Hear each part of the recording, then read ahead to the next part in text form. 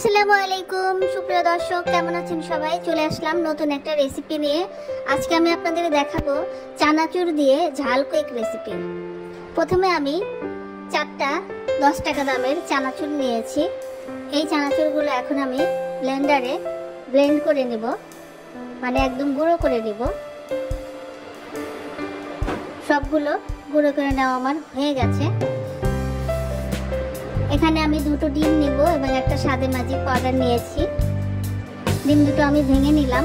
স্বাদে magic powder, baking soda, লবণ এবং টেস্টিং সল্ট দিয়েছি। এগুলো আমি একটা হ্যান্ড বিটার দিয়ে বিট করে নিলাম। 1 কাপ সয়াবিন তেল নিলাম। এখন আমি এটা এখানে অ্যাড করে দিব। আবার এটা আমি হ্যান্ড বিটার দিয়ে বিট করে নিচ্ছি।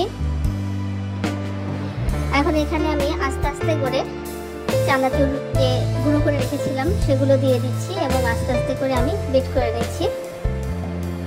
এভাবে আমি সম্পূর্ণ চানাচুর ফাঁকিগুলো বিট করে নিলাম।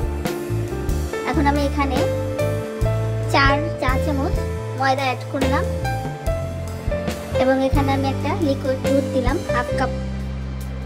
এখন এগুলো সবগুলো আমি ভালো করে বিট করে নিলাম। একটা সুন্দর ব্যাটার হয়ে গেছে। উপর দিয়ে এখন আমি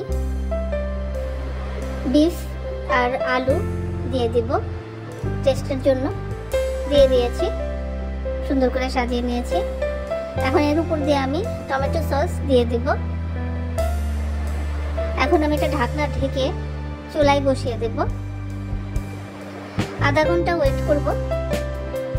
আধা ঘন্টা পর আমার ঝাল কেকটা হয়ে গেছে। এখন আমি এটা চুলা থেকে নামিয়ে নিলাম। অনেক সুন্দর হয়েছে, খেতে অনেক চমৎকার। কেটে আমি দেখিয়ে দিচ্ছি কতটা সফট এবং সুন্দর হয়েছে। তো আজ এই পর্যন্তই। সবাই ভালো থাকবেন। আল্লাহ হাফেজ।